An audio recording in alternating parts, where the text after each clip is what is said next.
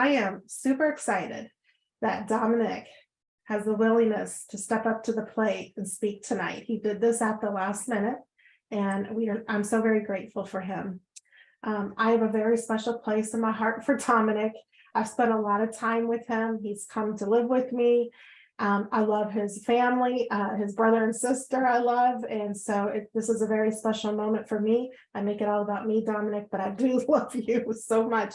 I'm so proud of you. I've watched you grow tremendously. So give a shout out to Dominic's family. And Dominic, I'm going to turn this over to you. And you can either just start speaking and sharing your experience, strength, and hope, or I can start asking you questions, however you want to move forward. Hey, I'm Dominic. The dog started barking immediately. That's funny. But yeah, so I'm just gonna wing it from my memory. I was born in 2004 to a very fragile family. My dad was not the best dad, but he's doing the best he could while dealing with his addiction. The fragileness of my family started showing as soon as my mom got pregnant with my brother. Immediately, my mom was hospitalized over and over again for the most part during him being in my mom. And so that just left me with a sense of like, I'm alone, no one loves me, because I wasn't seeing my dad because he was busy going to work or getting high, and my mom was always in the hospital. And so over time, my parents split up, and my mom eventually decided to move in with her parents. And my dad, even though he lived in Dallas and my mom lived in Houston, found a way to drive all the way there and argue with my mom on multiple occasions, which just made me feel like different than everyone else. And then yeah, my grandparents didn't like that they had to have us there as well. There were multiple points where they would make fun of us, which I took that to heart for a while, where it was like, I thought they were being serious for a long time. I've come to learn that they were joking around, but I took a lot of what was being told to me, even jokes, to heart a lot of the time while I was younger. And so, yeah, when that added further into my life, especially when I moved into my stepdad's house a few years after my parents got divorced. And a little background for my brothers is a few years before we moved in, their mom had just left them to go do drugs. And so my stepbrothers had no contact with their mom. And all of a sudden, these two kids and their mom were living with them, which added a lot to their stress plate. And they started taking that out on me. I was abused a lot as a kid. And like when I would go to school, that was added as well. I was bullied and ridiculed a lot. And dealing with that 24/7 made me directly look out for ways to change the way I felt. Eventually, after a few years, I got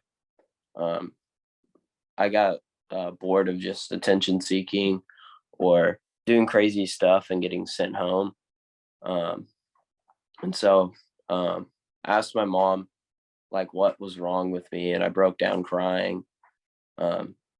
And begged her for any way to like help me. And so my doctors, my psychiatrist got me prescribed on a bunch of different medications. We tried almost every ADHD medication in the book over the next few years, up until I was in middle school. And that just like added to me thinking that I need a physical object that I have to take to change the way I feel, or make me a better person. So yeah. And then in middle school, I began acting irrationally, a lot more than I was before. I started doing weird stuff. Instead of like making friend groups, I would like isolate, and like act like I would push everyone away that tried to be my friend. There were kind people who tried to be my friend, and make jokes with me, and immediately I would just like assume that they were like hating me, or that they didn't want anything to do with me. And this built up a lot till freshman year, where I posted something on my story, and I was talking about my stepbrother, and I literally posted on my story, "I hate my stepbrother," or something along those lines. And my mom asked me what this was about, because my mom followed me, and so I broke down crying, and I had told her at the time that I was hearing voices, which was not in fact true. I just wanted some escape from not taking my ADHD medications anymore. Um, and so I went to the mental hospital, and I got out. I was no longer on any ADHD medications. But after that, I started doing somewhat more irrationally things. I self-harmed for the first time. I was craving something once again, to change the way I felt, and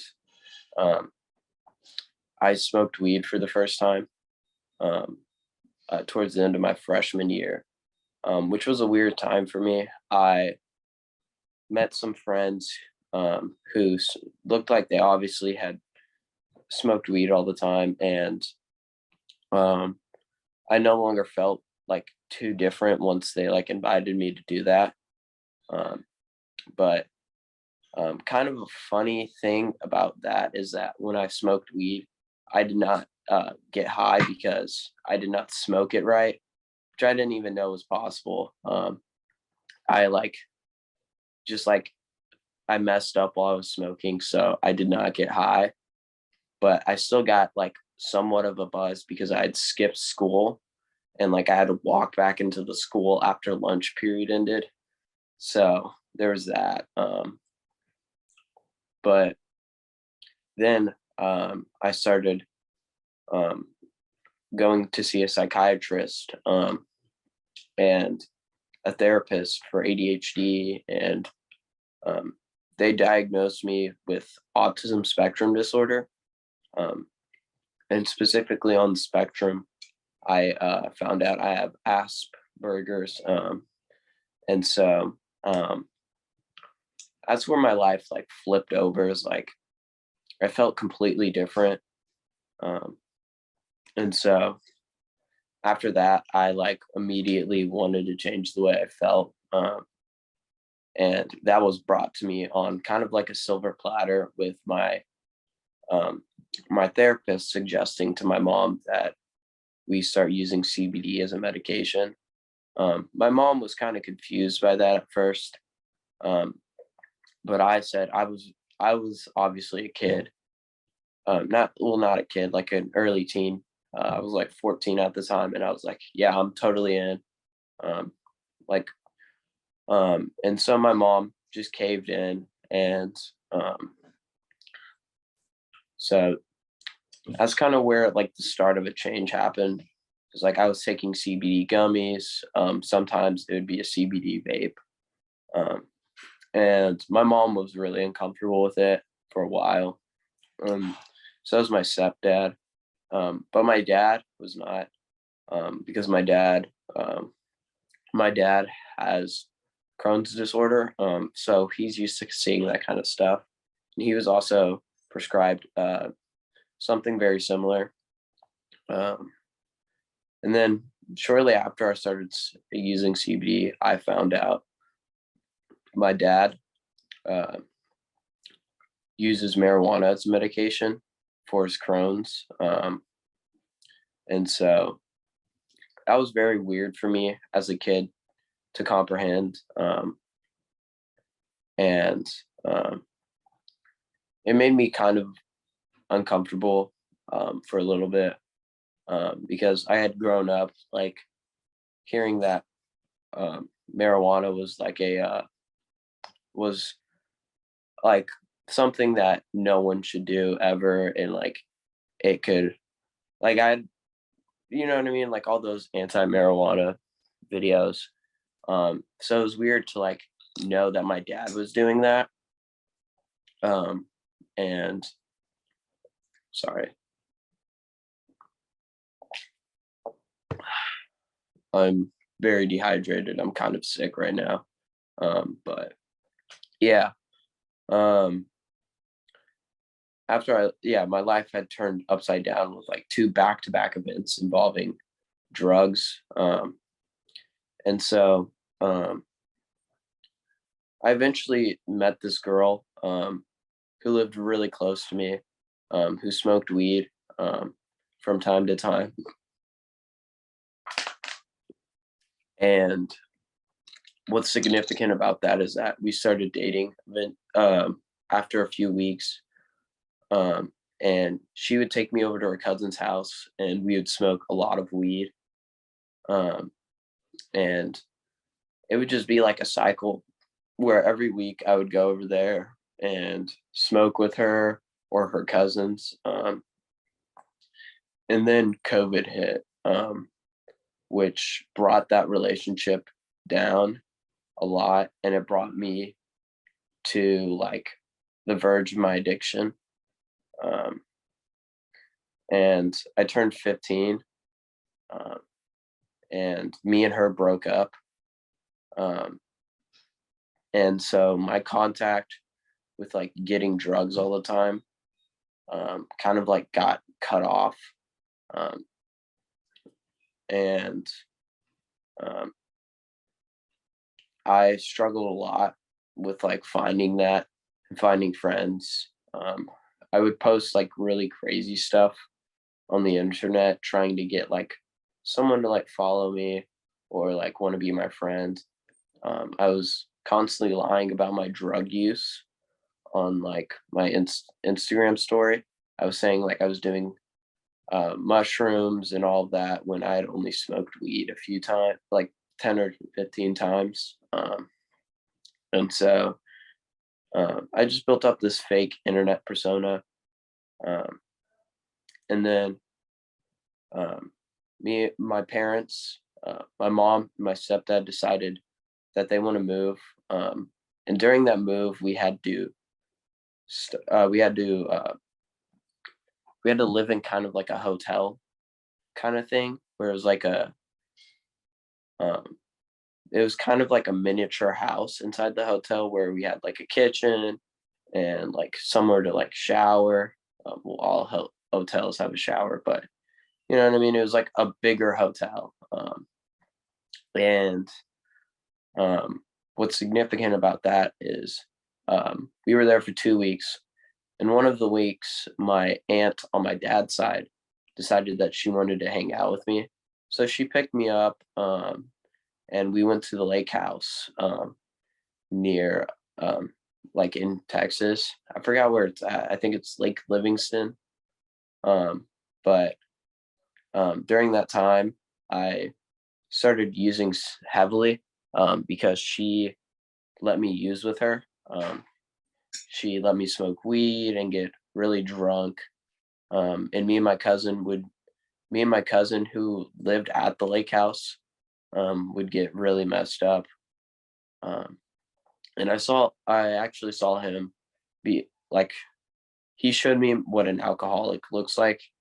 There would be multiple times where I had to like hide the booze away from him. And I would go in there later and like drink a bunch of the booze that I had hid from him. Um, and then I would like smoke a bunch of weed with my aunt and then go to sleep. And I would do that the whole day, the whole day, and then the whole week. And then once I got back into living in the hotel with my mom and my stepdad and my sister and my brother, I had to withdraw from doing all of that because had no way of getting drugs in like a hotel in the middle of like Baytown, because my mom would not let me go out whatsoever. She was like scared that I was going to get hurt or something. So I like was kind of forced to withdraw from doing all of that. And then I turned 16, like really close to when we moved in. And that's when my dad decided it was time for him to kind of teach me how to use marijuana in like a medical way, because I had already been smoking and using CBD for a while. He didn't really know about any of the other stuff. And so me and my dad started getting high together. And he was the one who's buying my CBD stuff more often than not. And during that time, I guess like marijuana companies, I'm not really sure who introduced it. They introduced Delta-8 to the market in Texas. And right before my dad dropped me off with my mom, he bought me CBD, but he had accidentally purchased Delta-8. And I was like, this feels different. And it felt a lot different because CBD is like kind of like on the verge of getting high, but Delta-8 is like getting high. And so once I got back to my mom's house, I was like, Mom, we need to switch to Delta-8. It makes me feel a lot better. And I convinced my therapist that as well. And they didn't really have knowledge on any of this, like whatsoever. Like Delta-8 had just gotten into the Texas like market, like vape market. And so there was like a lot of like unknowns with that. So it was very easy for me to convince my parents and my therapist that I was taking my medication.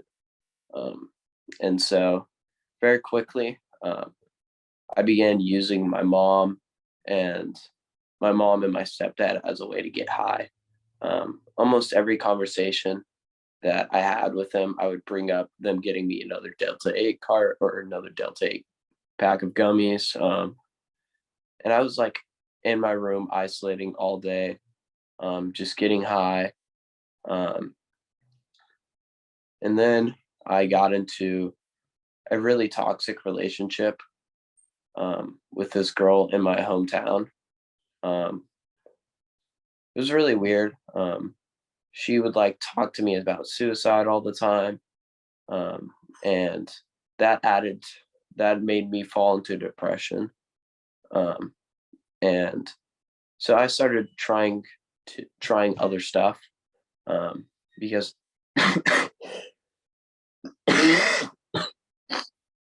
sorry. Yeah, I had felt like Delta-8 was like not getting me high anymore. This was a matter of months, where I had been using it to changed the way I felt. And like I felt like it wasn't enough anymore. I felt little to nothing when I would smoke it. And I was smoking a lot of it a day. So I started looking up ways to get high from stuff from Walmart. And one of the ways I found was through air duster, a chemical that it's like aerosol can, but it only shoots out air, or I think it's CO2. I'm not sure, but I had begun using that because, like I said, like I had no longer began feeling anything from Delta-8, and I only inhaled keyboard duster a few times, and that's where the unmanageability came for me. Is like I started getting caught at school with stuff, and then my mom was like, "Something's going on here. I'm no longer going to buy you Delta-8 products," and that's where I had to start fending for myself in that area. And so then it became an everyday thing, where I would go to school, go to work, take a break during work, and then walk to the Walmart inside the parking lot of my job. And I would steal a bunch of keyboard duster, walk out, put it in the garbage. And then once I got off a shift, I would take it out of the garbage and go home. And at the time, I was smoking a lot more weed as well, because I wasn't able to maintain keeping up with keyboard duster, because I would almost die every time I used it. A huge side effect of keyboard dusters, it's kind of hard to describe. It just like almost kills you. It shuts off part of your brain. And then my mom found out.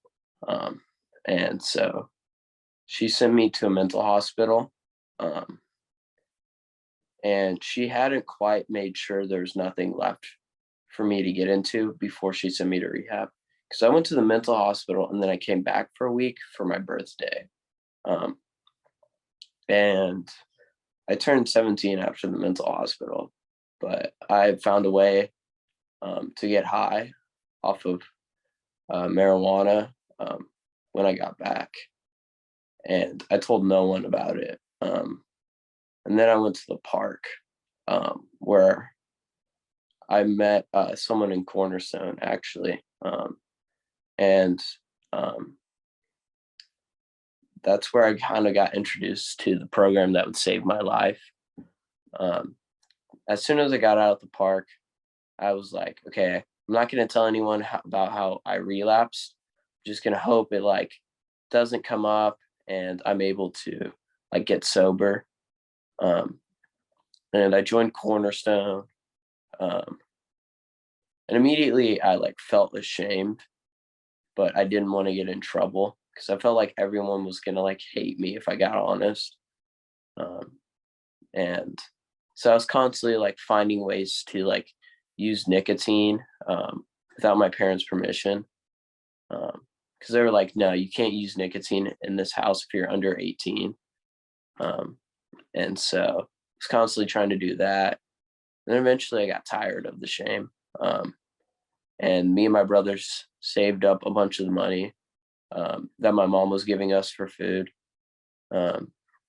And we snuck out at night and we bought Delta-8 from the vape store near my house.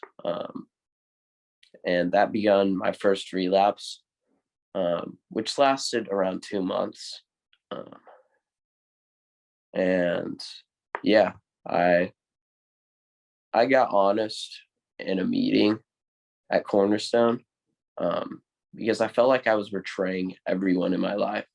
I felt so bad. I felt like I was like the worst person in the world. And I constantly like felt bad every time I was around them. Whereas before, like, even though I had relapsed at the time I was at the meeting, I was sober. Or I was mostly sober and I felt good. But when I would go there after like getting high all day and then like go to the meeting, and I would just feel horrible. Um, so I told my sponsor, and I got sober for around 3 months. Um, but during those 3 months, I wasn't really sober. I was white knuckling it a lot. Um, and eventually I relapsed. And then I relapsed like a few more times. And I got tired of it. Um, and I told, um, well, at during my last relapse, which started on January 12th, 2022, I that's significant because that is my brother's birthday. Um, and that was last year. My last relapse um, was horrible. I relapsed on my drug of choice. Was constantly trying to find a way to change the way I felt. And then the last few days, because I was constantly in downtown Houston, I would see like homeless people, and I'd be like, what if I went up to them and asked if I could use meth with them? And I was constantly thinking of running away from my house and shooting up methamphetamines.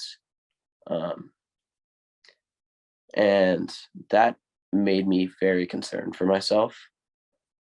So while I was at a Cornerstone event, not a meeting, but an event, I saw my counselor, Joe, and I said, "Hey, Joe, can we go talk real quick?" So we go to a more private room, and I tell him everything. I told him that I'd been getting high, and that I was done with this. Um, I need to get into Cornerstone's outpatient program, and that I needed to go to treatment again. Um, and he made me immediately call my mom and tell her. Um, and so, yeah, um, I talked about it in the meeting I went to that night. And then this is where me and Aubrey's relationship flourished. I moved in with Aubrey and her son James. I had a really fun time um, because James is a really nice guy. And when I moved in with Aubrey, you could tell that she like actually cared about me. She like went up to me one day, and I only lived with her for a week, okay? Because she was letting me live with her till they found room for me in a treatment program. And one day she just walks up to me and she's like, "Dominic, I can tell you're sad. And like, are you okay?" I was like, "No." And then like a few days later, I talk about what was like affecting me. She's like, "I knew it. I could tell you were like down in the dumps." And that just like made me feel loved a lot. Because no one had ever like really done that for me. Um, and then at like 6 a.m., no, like 9 a.m., I wake up and James is like, "We found a place for you to go. You're going to Sundown." And so James had taken someone to like a treatment place like the day before, and James was like tired. Like you could tell he was tired. And so he ended up having to take me because no one else could take me. Um, that made me feel cool and like wanted, because even though James was like really tired and wanted to go to like stay asleep, he decided to take me anyways. Um, and we stopped by the outpatient building and we picked some other dudes up. And then I went to, and then they dropped me off at sundown. Um, and I stayed there for 2 months. While I was in Sundown, I actually I felt a lot of different things from the counselors. They could tell I cared and I wanted to be sober. And I was getting constantly told that, like, dude, I think you're gonna make it this time. Um, and then the clients there, they hated me, man. They were like, dude, what is this guy doing? He looks like he wants to get sober. I hate him. And so I received a lot of hate because I was constantly telling people about, like, I would tell the counselors after, like, directly after I saw something that like wasn't allowed there. I tried to stay honest as much as I could. You know, we're not all perfect, but yeah, I received a lot of hate from the clients and a lot of love from the counselors. And when I got out, I immediately started outpatient with Cornerstone, um, and I hosted with two different host homes, which is like where you live with someone, and they like take you everywhere they go, and you learn like how to like stay sober and how to like work a program. Um, the first host home, they showed me that a lot. Second host home, not so much. Um, yeah, I lived with Alex, the guy who's supposed to be doing this, and he showed me like what it was to be sober. Me and him had a lot of deep conversations at night, and we do get commitments done, um, and we would just have fun. Um, and I started doing really good stuff for myself once I got home. After living with people for 2 months, and when I got home, like the few days beforehand, in the middle of outpatient, my counselor Kirk, he was like, "Dude, you better be prepared, because you've never had any long length of sobriety while living at home." And that was something that hit deep because, like, I'm preparing myself to do like this thing called a yoga challenge uh, with this company called Big Yoga, which is in downtown Houston. They have a studio, and part of that yoga challenge is doing a yoga class. I think it was 5 days out of the week, um, and so without like anyone taking me there, I was riding the bus everywhere at this point. So I'm like doing Cornerstone outpatient and Cornerstone like events, and I'm doing like a yoga class every day. I'm hitting a meeting every day, and I'm just like proving to myself that, like, if I put in the work, I'm gonna feel good. And when I finished that challenge, I felt so good. Um, and they had a little drawing, like for prizes afterwards at like the celebration class. And so at the celebration class, I won a yoga towel, by the way. So that was pretty cool. On the way home afterwards, I just felt so proud of myself. And it showed me that, like, if I put in the work, like, I'll eventually get rewarded. Um, and ever since then, I've just like been doing really good stuff for myself. Um, in fact, this Tuesday, I graduated Cornerstone outpatient, and made amends to my parents. Um, and I've just been doing a lot of good stuff for myself. I'm telling my story right now, something I've really wanted to do for a long time. And you're doing it while you're sick. Yeah, I'm doing it while I'm sick. Yeah. Um, in 22 days, I'll have a year sober. And one last thing about my story is, so the dude that I had met in rehab that got me sober, well, got me into Cornerstone. So he's probably, you've met him before because I think he's told a story. Rowan, and me and him now share the same sobriety date, which is like really cool, because it's like made me have this like really good friendship. And dude, I have a lot of really good friendships in my life through Cornerstone and AA. And I no longer feel like I'm the butt of every joke.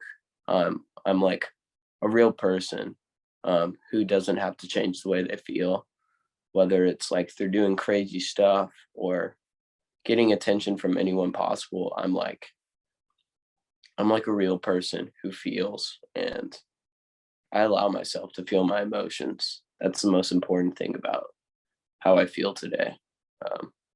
So yeah, That's beautiful, Dominic. thank you.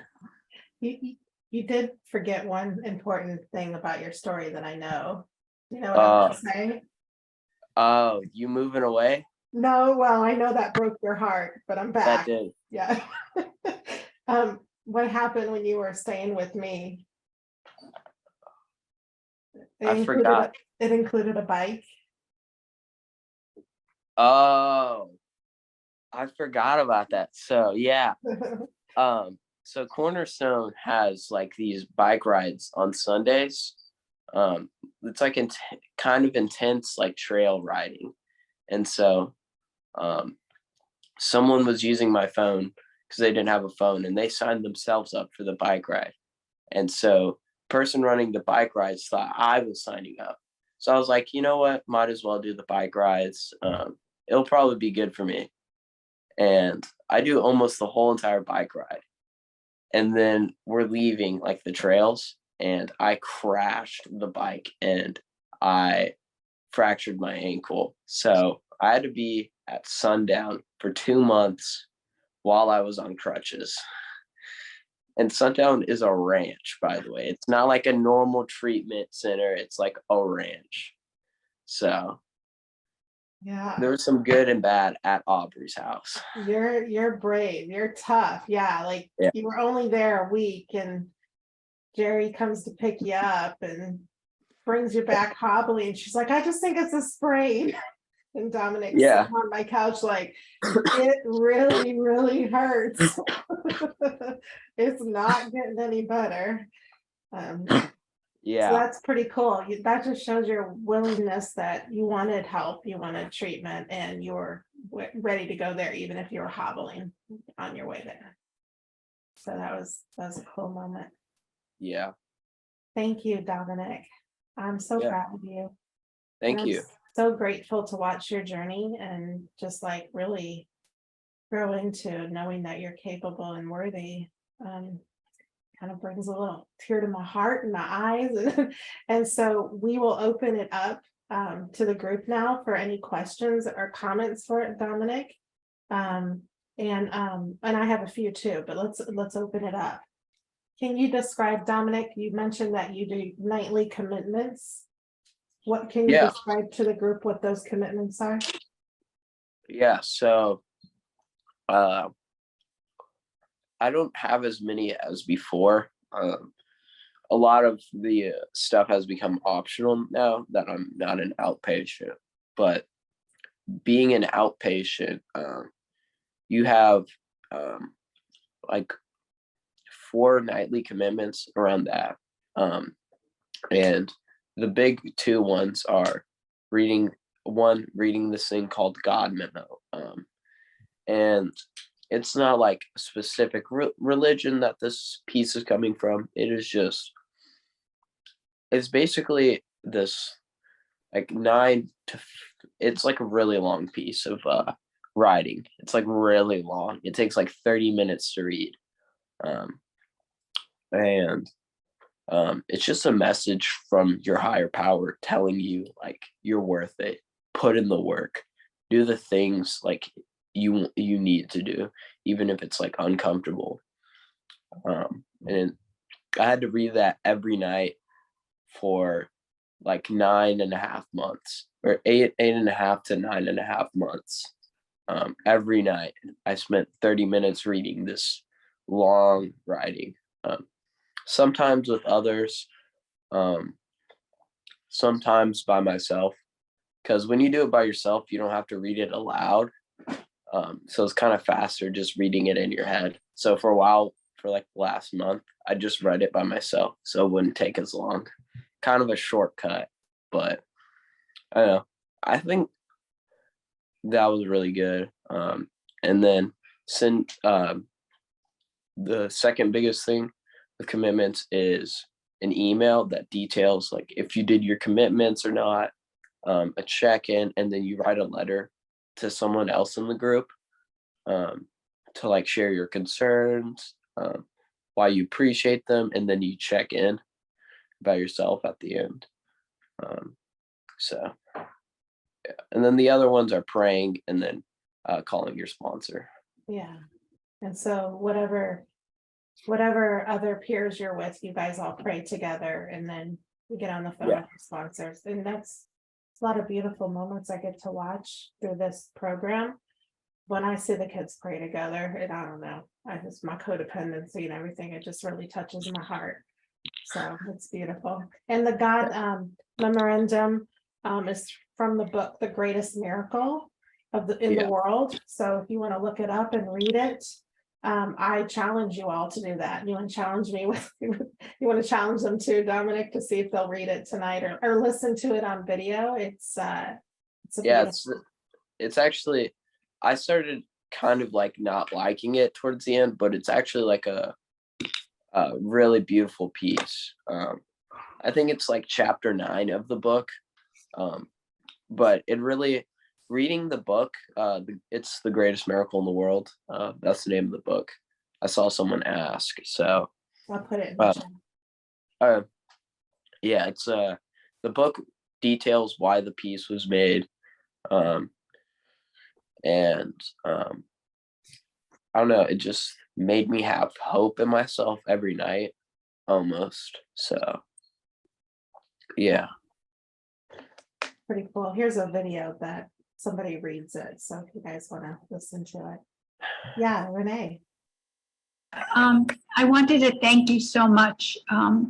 You're very inspiring, and you went through so much, but what I hear through the whole thing and inspiring us all, I think, is about it sounds like one of the most important things to you is to tell the truth and to bring out the truth in yourself, not to hide, because we all have things that we think we're not perfect at, and things from childhood and all these things. And you can tell that because you aim to be honest with yourself, that makes all the difference in the world. And I really appreciate you sharing it, and you've encouraged me to be more honest with myself. Yeah, honesty is a huge key. Being honest, not just with myself, but with others, helped me a lot. I mean, if it weren't for honesty, I would feel a lot of shame in myself and keep a lot of things to myself. And just talking about, like, even if it's like a glancing thought, sometimes I like just call someone or just like share it with my friends I'm with, and that helps to remove it from my head and make me feel less alone. So thank you. Yeah, this is Bart. Thanks so much, Dominic. What a great share, and great to see you again.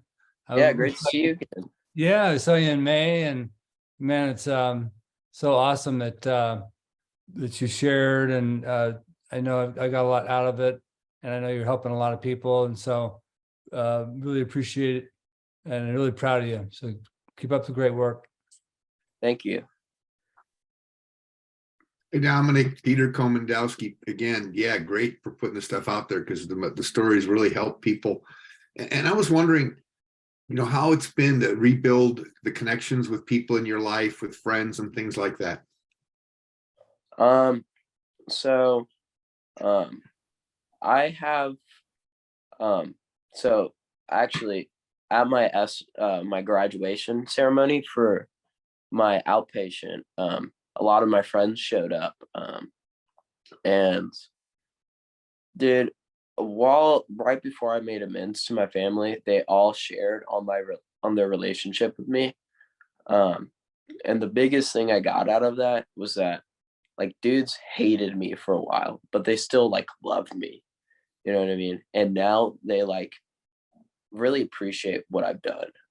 Is like I put in the work a lot of the time to be friends with people, and like through being honest with them and like sharing really vulnerable stuff, um, like builds like a really deep connection.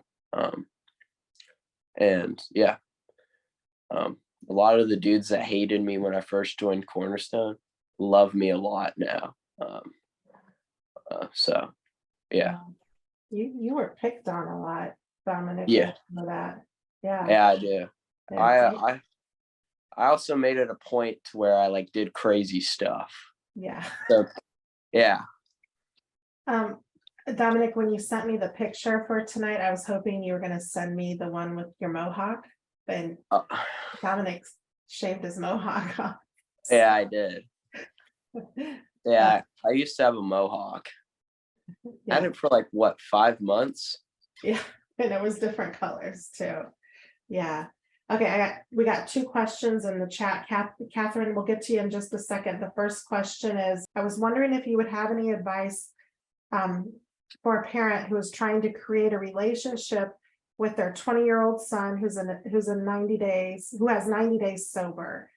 How to start trusting him again. He's in a sober house in California and they're in Pennsylvania.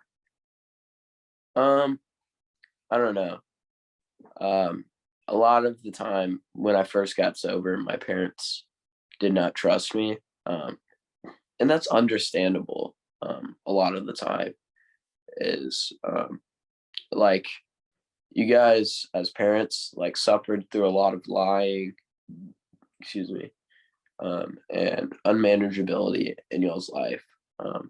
And y'all suffered through like a lot of torture, and so did the kid, or the teen.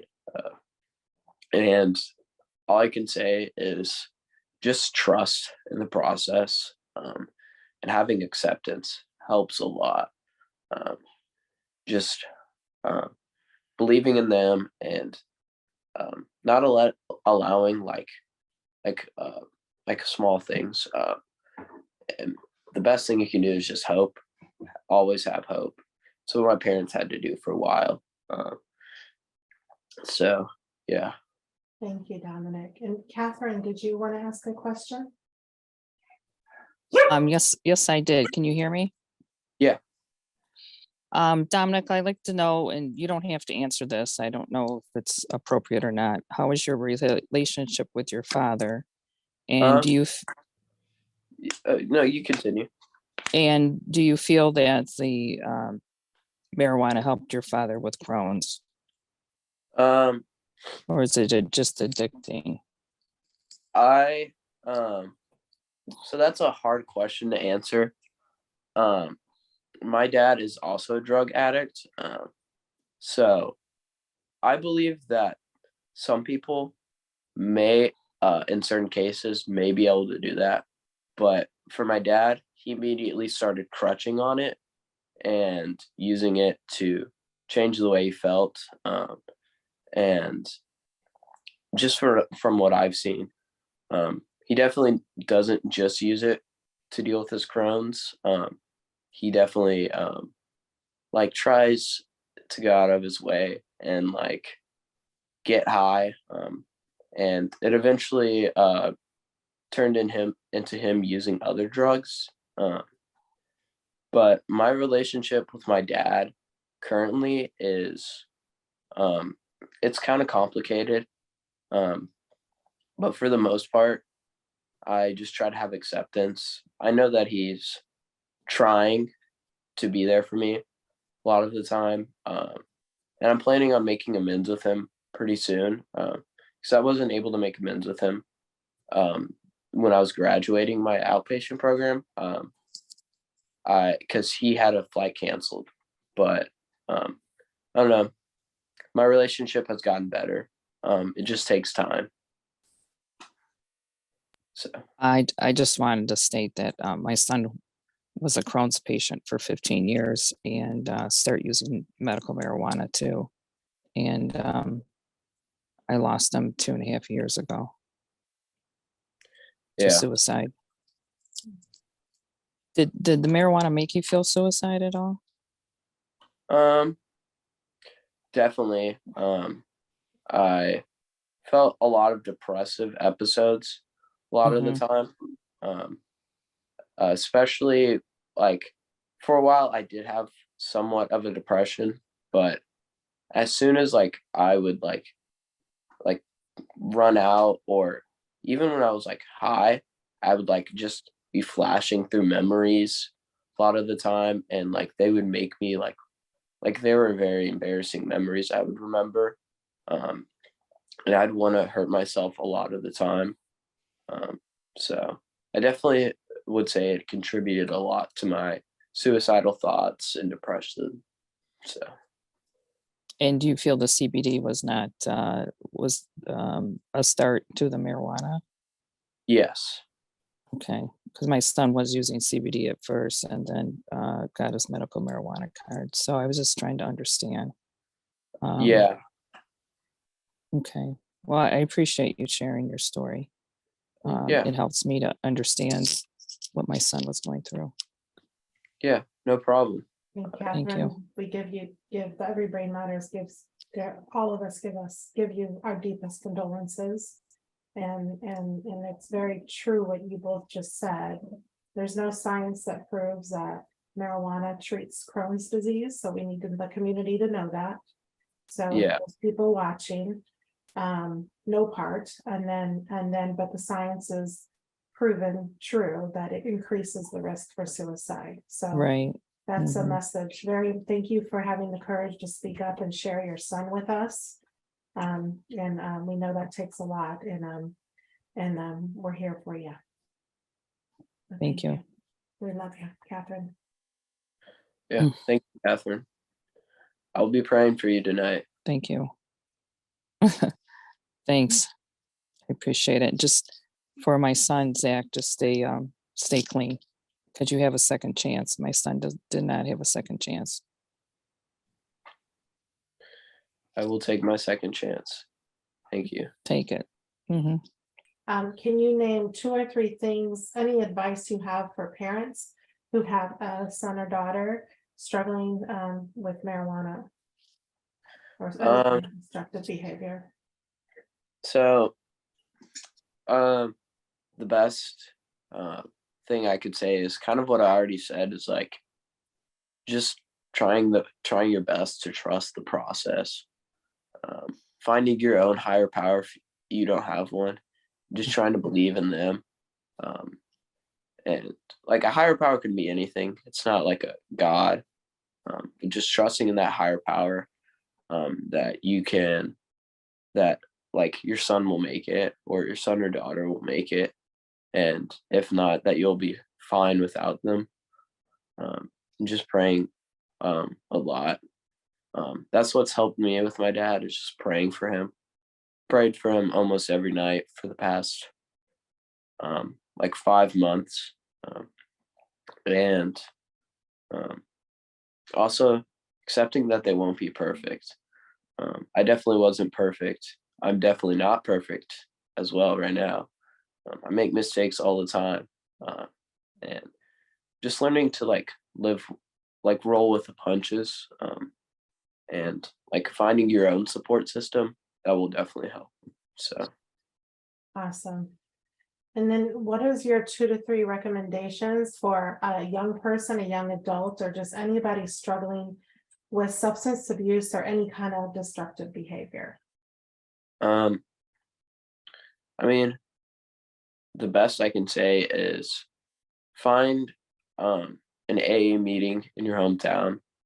Going to that meeting, I mean, it can be AA or NA or even Aubrey's meetings. They've helped a lot of people I know, and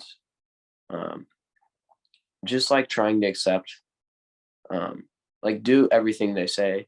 Even I mean, as an 18-year-old, myself. I'll frequently show up to AA meetings and be the youngest person there by like 10 years. But there's still like a lot I can gain out of that. Just like they have lived a life of like integrity and honesty, and get a sponsor. Those are really good for you. I've shared the most vulnerable with my sponsor, and I don't know. That's what helped me, is just working the program. Awesome, Dominic. Thank you so very much. I'm just so proud of you, and I'm so grateful that, you were willing to do this. And just so the audience knows, Dominic approached me back in November. I didn't ask him. That's been the case with almost every young person and that has come on every Brain Matters speakers meeting. They've approached me and says, I want to share my story. I want to help others. I want people to know. Thank you from the bottom of my heart. Dominic, I love you, and I'm just so proud of you. Love you too, Aubrey. Love Thank you, you. Dominic. Thank you so much, Dominic. Really enjoyed your Yeah. presentation. Thank you so much. Thanks for tuning in.